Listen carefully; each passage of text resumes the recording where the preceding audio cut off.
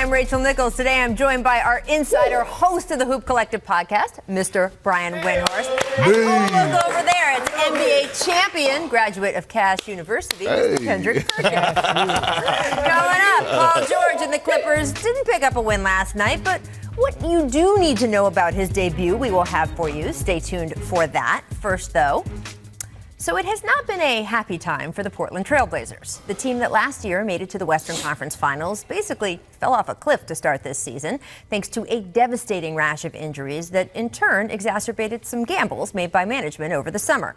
Damian Lillard has basically had to become a superhero just to keep Portland afloat. Before the Blazers' most recent loss, he was averaging 33 a game, second in the league behind only James Harden. But as we know in the NBA, there's kryptonite for that. Opponents started doubling, tripling, even box-and-oneing Lillard. And a couple nights ago, it finally broke him, friends. He was held to just 9 points, snapping a streak of 230 games in which he'd scored in double figures.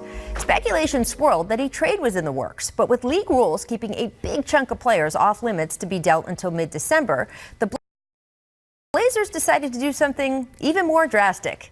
Yep, hit the intro, guys. It's time! Oh, yes. Enter one, Mr. Carmelo Anthony. Last night, our Adrian Wojnarowski broke the news that Melo was heading to Portland on a non-guaranteed deal. News that was somehow simultaneously a shock and a long time coming. The Blazers had chased Melo before. Remember 2 years ago when Melo was trying to get out of New York and CJ McCollum posted a Photoshop of Anthony on his IG to say how good Melo would look in a Blazers uniform. He did a pretty good job there, I think, actually. Except Melo didn't want to come then. And he didn't come the summer after that either, reportedly in part because he felt like playing in the Pacific Northwest would put him too far away from his family. By the start of this season, it seemed like the whole thing was a dead end. Here was Dame on the Joe Budden podcast in September. See, look, 2 years ago, I tried to get Melo to come to Portland. Mm-hmm. And he went to Oklahoma City. Then after that, I tried to get him to come to Portland again, and he went to Houston. So at this point, you're not putting your hand out again. The team or me, I'm like, he ain't coming here. Right. You know what I'm saying? He deserved to be in the league, but like he ain't coming here. Given all of that, I reached out to Lillard this morning to take his temperature on Melo joining the team now. Here's what he told me. I believe he can help us. Obviously, I'd like to see our early season struggles turn around, and hopefully we can be a part of a great bounce back for Melo as well. Which is really the crux of it, right? Neither side here necessarily planned for this, and we don't know exactly what it's going to be. I don't think anyone is expecting Melo at age 35 to come in and dominate, and there are still legit concerns about his defense. Take a look at how things went for the Rockets defensively. This is with Melo on and off the floor. Those numbers are not good, but also there's a chance that Melo can be enough of a spark plug offensively that the Blazers could make it work. Here are his numbers the last couple years since he left New York offensively. Portland could certainly use some of that, as well as just someone with some veteran savvy. In 12 games so far this season, the Blazers have already tried giving 4 different guys the start at power forward. The most recent was a 19-year-old rookie, and it didn't go well. Bottom line, this experiment certainly seems worth a try. And personally, I expect Melo to be a gracious team player for as long as it lasts. And yeah, I can hear some of you right now chuckling out there as I say that, but I promise you, this is a man who loves the game of basketball, who has spent more than a year in a purgatory he never expected, and who is going to appreciate the chance to end his career, if not exactly on his own terms, at least getting to actually end it, as opposed to just watching it waft away. As a 10-time Olympic star, 3-time Olympic gold medalist, former NBA scoring champion, and NCAA champion, he deserves that. And my God, Lillard deserves some more help. Even superheroes need super friends. And now we get to see just how much Melo has left in his cape. Perk, what do you think of this fit with the Blazers? I love it. This is 2 situations where Portland needs Melo and Melo needs Portland. And I'm happy for Melo, and I'm happy that he has this opportunity.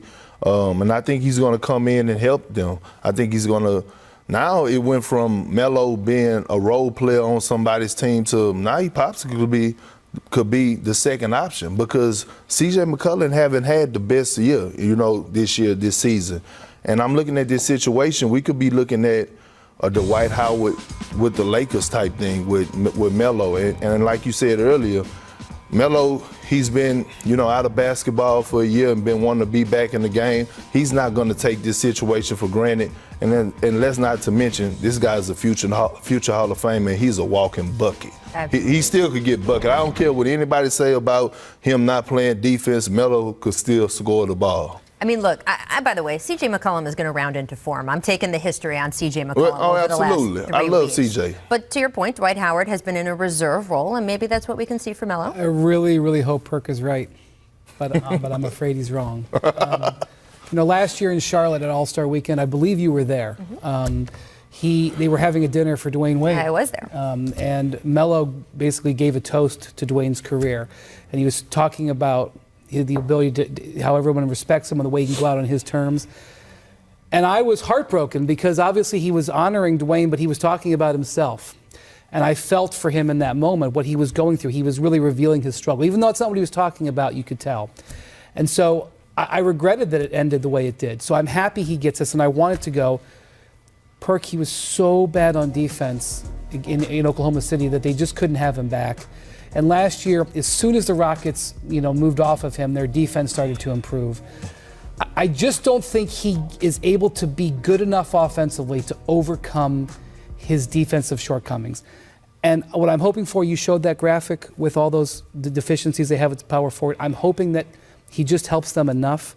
But I'm really, my heart says he wants to work, but my head says it's not gonna. I mean, doesn't it depend too on the defensive style? Houston is Sure. so switch heavy. Sure, but in this particular day and age, once there's a weak link on the court, you hunt that man out and punish him. And maybe not in the second quarter, but when it matters. And so I hope Perk is right. I hope it does turn into a Dwight Howard situation. But I was really discouraged by what happened last year. And there's a reason why nobody wanted him. But I do think also, when we talk about locker room, I've had this conversation with people over the last year that he's been out of the game, and I always say, he could really help young players in a locker room. And I am sometimes met, Perk, with people being kind of skeptical, being like, he's selfish, or he has a bad attitude. That is not how other players see him. Not correct? at all. And the thing is, it only takes one guy or one GM to put that target or that on your back, and then it just sticks around the league without you really knowing the guy. And every time I met Melo or talked with Melo, he's been great. Anybody that I talk to, from Russ to whoever that then played with him, J.R. Smith, Iman Shumpert, they said that he's one of the best teammates that he ever had. Now, the problem that Melo had was he had a problem with accepting a lesser role. And, I mean, it's human nature. You go from being the guy, the same thing Allen Iverson went through. The only guy that I seen do it and his career is still going, you look at a guy like Vince Carter. But I think what Melo went through for the last year and a half is very humbling. And I think he's going to come out with the right mindset. He's going to be all in, and I think he has something to prove. And like you said, B, yes, everybody been on him how awful he's been on defense. And the same thing, we criticized LeBron last year that he's taking a step back. These guys listen to this. These guys want to show the world. So I wouldn't be surprised if he comes out with a defensive mindset and a chip on his shoulder to prove everybody wrong. And like I said, he's still a walking bucket, and I still can see that I still see Carmelo coming in and contributing 15 to 16 points to this Portland team that's needed right now. And look, you mentioned Vince Carter. He did watch in real time Dwayne Wade go through a mini version of this, right? Dwayne Wade goes to Cleveland. Right. There's some controversy over who's going to start. J.R. Smith gets kind of bent out of joint because Dwayne ends up starting. And then after, 10 games, it was sort of like, actually, you know what? Dwayne really is ready at this moment to move into a reserve role. Dwayne realized that, became ready, and then moved. And then obviously when he took the 1 year with Miami, it was in a way that, frankly, when he left Miami, he never would have expected. Right. And Carmelo watched Dwayne go through that, and by accepting it, got this fantastic, fabulous last year, right? This retirement tour. And to your point, Brian, he talked about that in that dinner, and it did seem like he wanted a little bit of that for him. And he deserves it. Again, surefire Hall of Famer, 10-time All-Star, All-NBA, over and over and over again, 3-time Olympic gold medalist. This is a guy we want in our game, and we want him to have a proper send-off, and hopefully he can help the Blazers a little bit as well. Let's talk about Paul George. Made his Clippers debut last night. Really effective. Man, just so fun to watch him score the basketball again. Yes. Dropped 33 points in just 24 minutes of action against the Pelicans. Well, not as strong on defense. The Clippers lost. Kawhi didn't play. But, Perk, what were your takeaways from PG's debut? I was very impressed. Although we all know that when you play against the Pelicans, you could go for your career night because they suck on the defensive end. No, they do, though. It's the truth, Rachel. I mean, I'm sorry, it's facts. But I was impressed with PG. I mean, when you sit out this long away from the game of basketball, it takes time. And for him to come in last night and put on this type of performance, I was very impressed. You know what this spoke volumes. You know what this told me last night? It says that while he was hurt, he worked his tail off. That means he stayed in the lab. That means he was making sure he was getting his shots up, working on the court with his coaches, and he put in the work and it paid off. I was very impressed by this performance last night. Yeah, he was out of sorts defensively. He was not quite in the rotations. He was a little on his heels a little bit defensively. And, you know, he hasn't been working with the starters in practice. Doc didn't want to do that because he didn't want to set him back, which was interesting. But I think that is going to contribute to a slower start. The Clippers do have a weakness that I've seen over the first couple of weeks, and that is offensively they don't have creators. They've been really relying on Kawhi and Lou Williams. You look down their roster, they have offensive specialists. They don't have creators.